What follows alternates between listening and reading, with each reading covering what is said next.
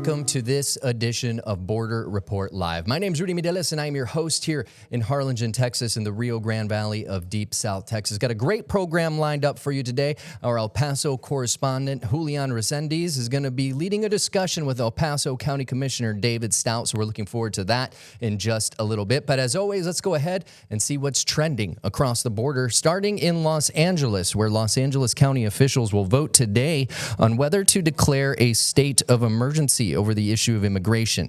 Now, if the vote is approved, it would give the county power to provide assistance for residents they say have suffered financially from ongoing federal immigration raids. The move would allow the LA County Board of Supervisors to provide rent relief for tenants who have fallen behind as a result of the crackdown on immigrants. Opponents argue that the raids do not meet the criteria of an emergency and that it could be unfair to landlords. Also happening, President Donald Trump's immigration crackdown has brought to light a political polarization among states. Many Republican-led states seeking to help his efforts, and many Democratic-led states enacting laws that resist his immigration agenda. Now, across the country, lawmakers have passed more than 100 bills relating to immigration. This is according to the Associated Press that has been tracking these kinds of bills. The legislation is divided almost evenly between both political parties. California has passed 4 bills, the greatest number of immigration-related measures, nearly all of them favorable to immigrants. They include limiting immigration enforcement in public schools and limiting what healthcare facilities can disclose regarding the immigration status of parents. Colorado's Senate Bill 276 prohibits public child care centers, schools, colleges, healthcare facilities, and libraries from collecting information about people's immigration status. And in Connecticut, Illinois, and Maryland, they have all passed legislation limiting the interaction with immigration officials at public schools, while Oregon and Rhode Island now have laws that prohibit landlords from inquiring about a tenant's immigration status. Time now to bring in our El Paso correspondent, Julian Resendiz, along with his guest for today's program, Commissioner David Stout, Precinct 3 Commissioner in El Paso. Did I get that right, Commissioner? 2. Got it. Julian? Yes, Rudy. As you know, we have three big topics that we cover here on the border. One, obviously, is immigration. The other topic is law enforcement, crime, and all that. And the third big topic, and the reason I invited Mr. Stout today, is commerce, trade. The border is the lifeline of commerce between Mexico and the United States. Billions of dollars in commerce pass through our ports of entry, be it bridges or land crossings, every year. And all the stuff that is manufactured in Mexican maquilas and eventually goes to the automakers in Detroit, to the factories in the Rust Belt and the Midwest, passes through here. So what we have an emergency situation coming up very shortly, excuse me. And that is that one of our principal ports of entry that handles commerce here in El Paso is very likely going to be closed for a matter of years because of a modernization, because of improvements. And the big question is, where are all those trucks? And we're talking about 130,000 to 135,000 bringing in vital parts in commerce from and products from Mexico into the U.S. Where are those trucks gonna be coming through? So Mr. Stout, Commissioner Stout, has been a long-time promoter of what we used to know as a rural type of port of entry in Far East El Paso County. It's called the Marcelino Serna Port of Entry, popularly known as a Tornillo Port of Entry. And that is seen right now as the key to accommodate those 130,000 trucks that all of a sudden are not going to be able to pass through the Bridge of Americas in central El Paso. Now, Mr. Stout, I've been covering the port of entry out there in Tornillo for a couple of years now, and it's kind of like ironic, but it's a good twist of fate that when I started covering the port, the issue was that CBP was considering maybe no longer allowing commercial trucks because of lack of use. But that has changed in the past few months, and it's about to drastically change. Can you talk to us about the efforts that the county and yourself have undertaken to offer up this port of entry as a solution to what could be a looming commercial truck crisis. Yeah, sure. Thank you for inviting me to join y'all. First of all, glad to be here. Um, this project has been something that has been many years in the making. I think even before I was around, this project started, and our side of the bridge was actually finished in 2016. In my second year in office, it was about $133 million project, and the county was expected to be bringing in about $20 million in toll revenue. But when we finished our side of the bridge, the mobility authority who was working on the project came to us and said, "Look, there is no infrastructure on the Mexican side to bring heavy truck traffic to this bridge, and so there is no way you're going to make enough to pay the attendants at the toll booths." And so it is now an untolled bridge.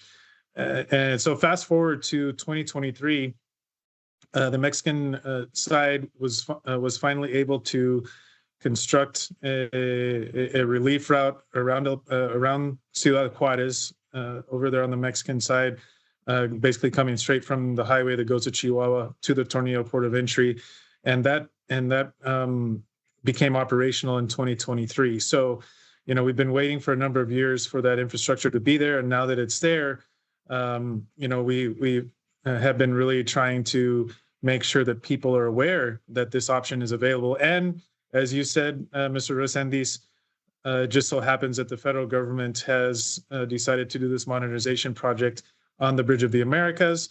Truck traffic will be, as far as I know, indefinitely taken off of that bridge.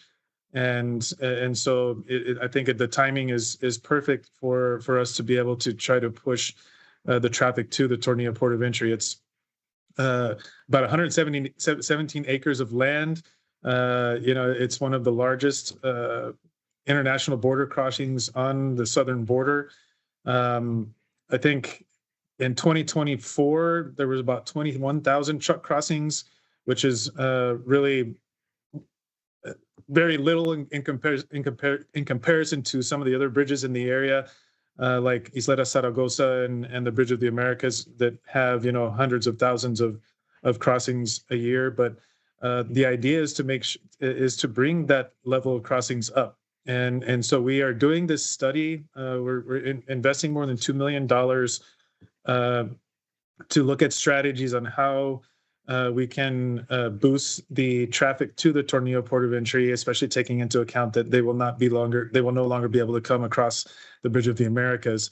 The study will map the origins of different cargo destinations, frequency, and distance, fuel usage, and the time that it takes to cross the other ports, and so that we can understand here at the county how the Tornillo Guadalupe bridge is going to be able to fill any gaps or niche markets while offering an alternative to the other crossings like the Bridge of the Americas. And so we're also doing a pretty robust public outreach campaign, especially in Mexico, in the interior parts of Mexico. We have gone to Mexico City, we've gone to Torreon, we've gone to Aguascalientes, to Querétaro, many of the manufacturing hubs within Mexico that do send products across the border. I think it's really also poignant that right now that there's lots of what we call nearshoring happening, right? Lots of companies are bringing their production and their facilities back to the Americas, back to North America, back to Mexico, and to the United States and Canada. And so we want to be ready to be able to handle that increase as well. In addition to that, there is another round of negotiations with the USMCA, the trade agreement between Mexico, Canada, and the United States. And so, I think it's the perfect time to be trying to talk about the Marcelino Serna port of entry and just letting people know that it exists. Right. I covered both sides of the border, and one thing that we know is that in addition to offering an alternative, it is good to get heavy trucks, sometimes with cargo that could be considered hazardous, to altogether skip the urban area, in this case, Ciudad Juarez. So if trucks are coming from Querétaro, from San Luis, from Zacatecas, they can take this route and altogether avoid passing through urban areas in Ciudad Juarez and go straight to this port of entry in Tornillo. So it seems that Right. half the battle is won right there. But the other battle, what I'm hearing from Mexican sources, is that yeah, we can cross our stuff wherever you tell us, but how are we going to get the trucks from East Central Juarez all the way to the Far East? I think they're talking in Juarez proper, in the plants that are based in the city of Juarez, about building roads that can sustain heavy traffic leading from the central part of the city to the Far East. Are you in touch with Mexican officials? How is that coming along? Yeah, I have definitely heard conversations regarding that. I think many people that I have spoken to feel that there is a need for that. It's something that we have been also advocating for, because you're absolutely right. There are a lot of operations on the western side of the city, or the central areas of the city in Juarez, that could benefit from using the Tornillo Port of Entry once the Bridge of the Americas is closed down, but there is no infrastructure. They would either have to go back down south and then come around, or go through the city, which could be, as you were saying, difficult to say the least. So we're going to continue to advocate for that. I think a lot, again, the majority of our efforts when it comes to the public outreach has been Chihuahua South, right, or south of Ciudad Juarez, because we know that those operations can definitely have an easier time just diverting their traffic around to the Tornillo Port of Entry if they're coming up from Chihuahua on Highway 45. And it is one of the most, I think it's one of the safest highways from what I've been told in Mexico. I know that that's another issue that people have worried about is safety, but the way that they built this highway, it's elevated. It has very, very few entrance and exit points, so it makes it hard for nefarious characters to get on the highway to try to assault people if that's what people are worried about. There's security cameras, and they also have their own private security force that is patrolling the highway there between Highway 45 and the Tornillo Port of Entry. So, it's I think a great opportunity for us. It's a great opportunity for some of these transportation companies, maquilas, to possibly even save time and money. I think that's one of the other things that we're going to be looking at showing is that this is going to be, I think, a very economically viable option as well for these folks. We're speaking with El Paso County Commissioner for Precinct 2, Mr. David Stout, and we're going to continue the conversation after a quick break. Border Report Live is back in 1 minute.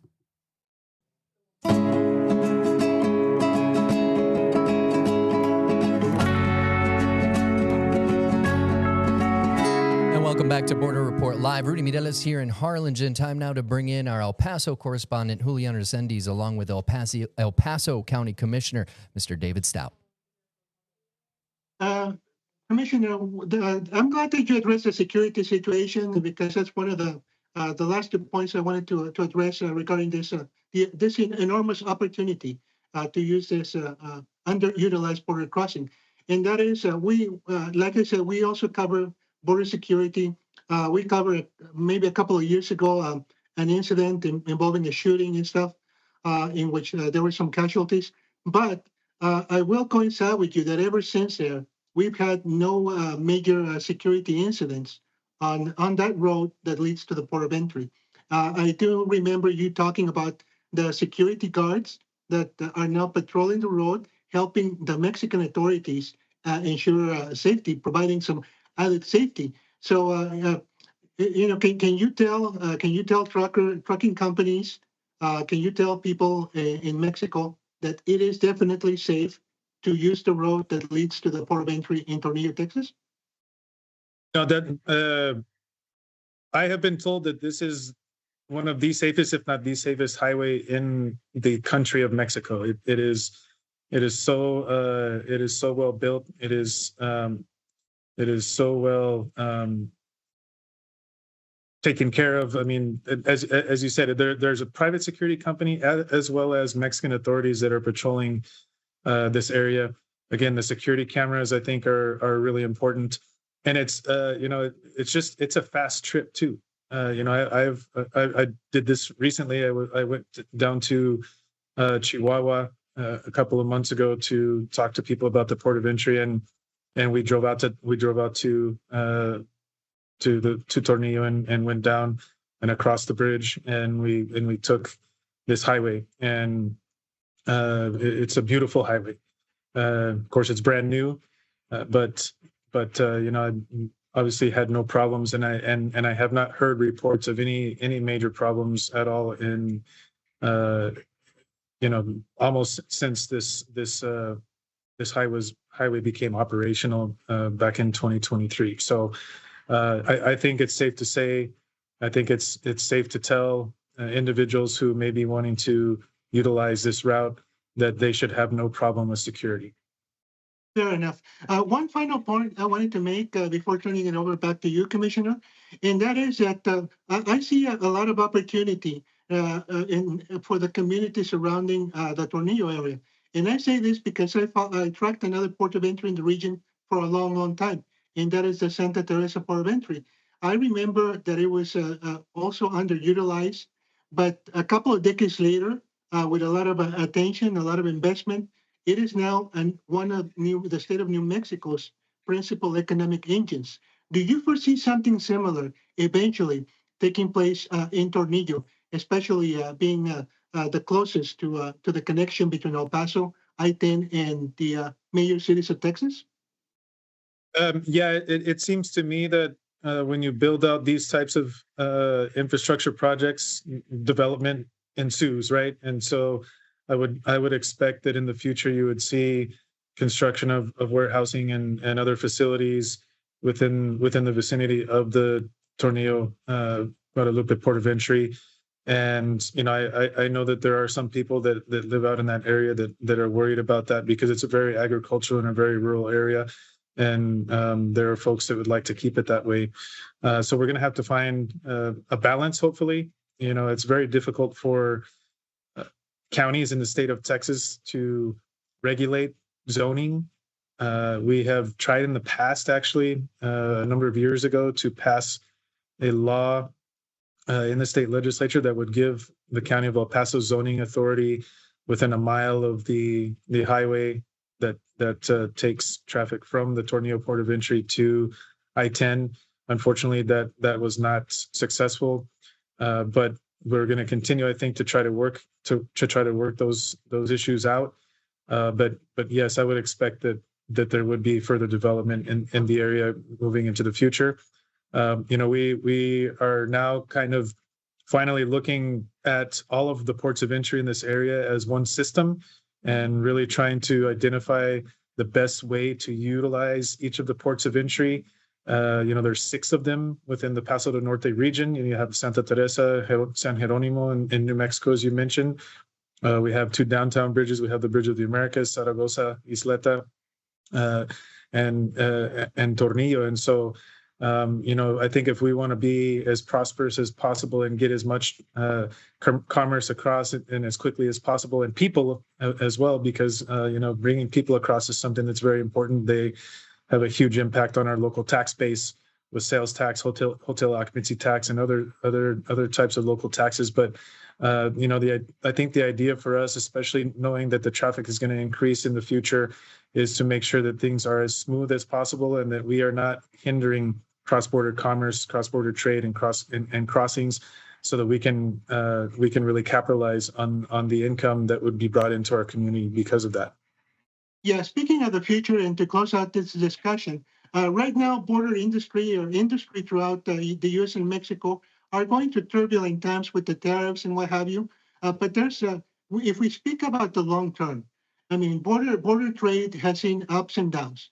What do you see for border trade in the long term in our region and all along the border? Every time that I hear this topic being discussed, in different meetings that have to do with border commerce and trade, all signs point to it increasing, and very, very heavily within the next couple of decades. Especially, again, as I mentioned, I think really early on during the interview, the phenomenon of nearshoring, of bringing operations back to North America from Asia, because of the proximity and just bottom line makes sense, right? So we're gonna be seeing a lot more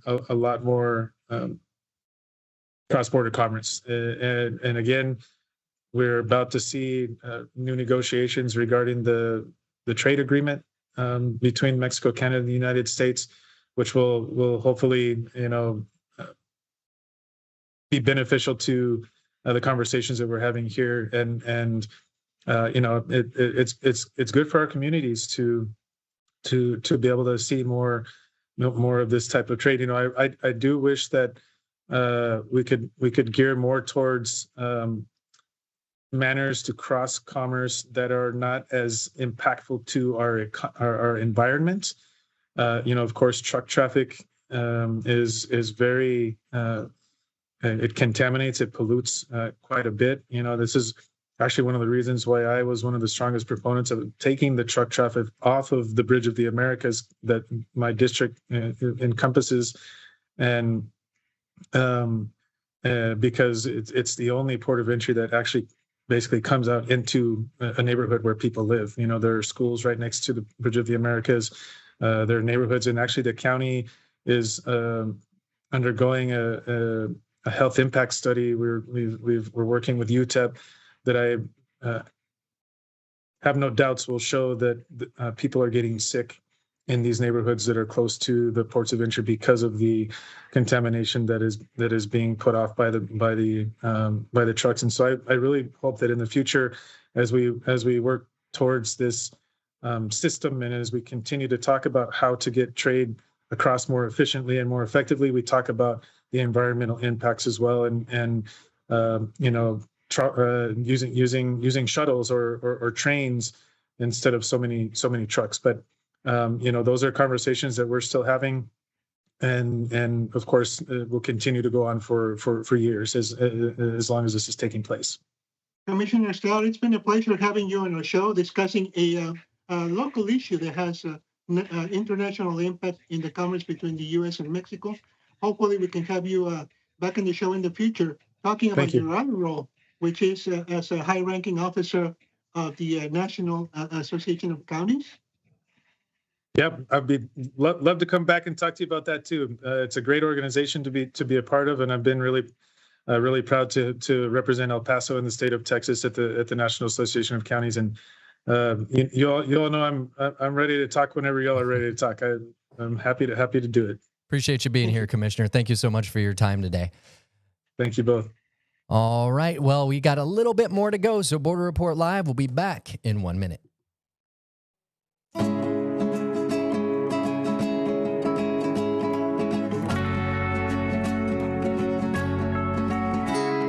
And welcome back to Border Report Live. My name is Rudy Mireles, and I'm your host here in Harlingen, Texas, in the Rio Grande Valley of deep South Texas. Now, the government shutdown is now in week 3, which means no pay for more than 1.6 million federal workers. Now, we know the Trump administration has directed both the DOD and DHS to make sure military members and Coast Guard members get paid. And as we learned on Monday, DHS Secretary Kristi Noem said that they have found money to pay Coast Guard members as well. And as we know, Secretary of Defense Pete Hegseth says that they've found some funding as well to get military members paid. But that is not where it ends necessarily, right? So what about the others? Well, our Salvador Rivera spoke to several Border Patrol agents who've been working with no pay. U.S. Customs and Border Protection employs about 60,000 agents and officers who, as of last week, are also not getting paid because of the government shutdown. The budgetary dark clouds in Washington are now looming over U.S. Customs and Border Protection. The government shutdown is affecting the men and women who patrol our borders and ports of entry. As of last week, CBP agents and officers are not getting paid for their work. Washington has been locked in a stalemate between Republicans and Democrats over the budget for the new fiscal year, which began October 1st. Thousands of federal employees have been furloughed, but members of the military and CBP remain on the job. Over the weekend, President Trump said his administration would do everything it can to find the money to pay those in uniform, but there was no mention of compensation for Border Patrol agents or customs officers. Off camera, two agents said they aren't worried about their salaries eventually getting paid. They did say they are concerned with making car payments, club soccer fees, and other bills if the government shutdown goes on much longer. That was Salvador Rivera reporting. You can catch more on that reporting and Julian's and South Texas correspondent Sandra Sanchez's reporting on borderreport.com. Check it out. Have a good day.